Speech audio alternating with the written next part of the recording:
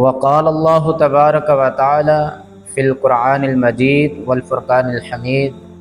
والفجر ولیال عشر وقال النبی صلی اللہ علیہ وسلم ما من ایام العمل الصالح فیہا احب الی اللہ من هذه الایام العشر۔ حضرات محترم، جیسا کہ آپ جانتے ہیں کہ ذوالحجہ کے وہ 10 دن آہستہ آہستہ قریب آ رہے ہیں جن 10 دنوں کی اللہ رب العالمین نے اپنے قرآن پاک کے اندر قسم اٹھائی ہے۔ پھر اللہ کے رسول صلی اللہ علیہ وسلم نے ان 10 دنوں کی اہمیت اور فضیلت بیان کی ہے۔ اللہ رب العالمین ان 10 دنوں کی قسم اٹھاتے ہیں، والفجر ولیال عشر، قسم ہے فجر کے وقت کی، ولیال عشر، اور ان 10 دنوں کی۔ کن 10 دنوں کی؟ حضرت عبداللہ بن عباس رضی اللہ تعالیٰ عنہ بیان کرتے ہیں کہ ان 10 دنوں سے مراد ذوالحجہ کے شروع والے 10 دن ہیں۔ پھر اللہ کے رسول صلی اللہ علیہ وسلم نے فرمایا ما من ایام العمل الصالح فیہا احب الی اللہ من هذه الایام العشر۔ اے میرے صحابہ، اللہ رب العالمین کے نزدیک، اللہ رب العالمین کے ہاں سب سے زیادہ محبوب اور سب سے زیادہ پسندیدہ عمل وہ عمل ہے، اللہ کے نزدیک سب سے زیادہ پسندیدہ عبادت وہ ہے جو ان 10 دنوں کے اندر کی جائے۔ اس کا یہ ہرگز مطلب نہیں ہے ذوالحجہ کے شروع والے 10 دنوں کے علاوہ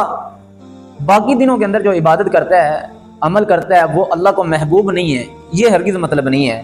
باقی دنوں کے اندر بھی اللہ رب العالمین کو عبادت محبوب ہے، پسند ہے، لیکن نبی مکرم صلی اللہ علیہ وسلم نے فرمایا کہ جتنی ذوالحجہ کے شروع والے 10 دنوں کے اندر اللہ رب العالمین کو عبادت پسند ہے، محبوب ہے، اتنی اور کسی دن کے اندر محبوب اور پسندیدہ نہیں ہے۔ تو صحابہ نے عرض کیا ہے اللہ کے رسول، کیا اللہ کے راستے کے اندر جہاد کرنا بھی نہیں، وہ بھی پسندیدہ عمل نہیں ہے؟ یعنی کہ ایک بندہ اللہ کے راستے کے اندر کافروں سے قتال کرتا ہے، کافروں سے لڑائی کرتا ہے اللہ کی خاطر، کیا وہ بھی محبوب عمل نہیں ہے؟ تو اللہ کے رسول صلی اللہ علیہ وسلم نے فرمایا میرے صحابہ، نہیں، وہ عمل بھی اللہ کے ہاں محبوب نہیں ہے۔ ہاں، مگر وہ بندہ جو اللہ کے راستے کے اندر اپنی جان اور اپنا مال لے کے نکل جائے اللہ کے راستے کے اندر اور واپس ان میں سے کچھ بھی نہ لے کے آئے، اپنی جان بھی اللہ کے راستے کے اندر قربان کر دے، اپنا مال بھی قربان کر دے، واپس کچھ نہ لائے، ہاں، اس بندے کا عمل افضل ہے۔ یعنی کہ نماز، روزہ، زکوٰۃ، ذکر، تلاوت، صدقہ، یہ جتنے بھی اعمال ہیں یہ باقی دنوں کے اندر بھی اللہ رب العالمین کو محبوب ہیں، لیکن ان کی بنسبت ذوالحجہ کے شروع والے 10 دنوں کے اندر اللہ رب العالمین کو بہت زیادہ یہ اعمال محبوب ہیں۔ یعنی کہ یہی عمل اگر بندہ ذوالحجہ کے 10 دنوں کے اندر کرتا ہے تو اللہ ایک تو ان کا اجر بڑھا چلا دیتے ہیں، اور دوسرا اللہ رب العالمین کو یہ سب سے زیادہ پسندیدہ عمل ہے۔ اتنے اور کسی دن کے اندر اللہ رب العالمین کو اعمال محبوب نہیں ہیں جتنے ذوالحجہ کے شروع والے 10 دنوں کے اندر ہیں۔ اور علماء بیان فرماتے ہیں کہ جس طرح اللہ رب العالمین رمضان المبارک کے اندر نیکیوں کا اجر بڑھا چلا دیتے ہیں، بالکل اسی طرح ذوالحجہ کے شروع والے 10 دنوں کے اندر بھی اللہ رب العالمین نیکیوں کا اجر بڑھا چلا دیتے ہیں۔ اب ایک کنفیوژن ہمیں یہ بھی رہتی ہے کہ رمضان المبارک کے آخری 10 دن، رمضان المبارک کے آخری 10 دن فضیلت والے ہیں یا پھر ذوالحجہ کے شروع والے 10 دن فضیلت والے ہیں؟ تو صحابہ کرام رضوان اللہ مجمعین کے بعد علماء کے اندر یہ سوال ہمیشہ معروف رہا ہے۔ شیخ الاسلام ابن تیمیہ رحمہ اللہ فرماتے ہیں ذوالحجہ کے شروع والے 10 دن پورے سال کے دنوں سے افضل ہیں، پورے سال کے دنوں سے افضل ہیں، لیکن رمضان المبارک کی آخری 10 راتیں وہ سب سے فضیلت والی ہیں، کیونکہ ان کے اندر لیلۃ القدر کی مقدس رات ہے۔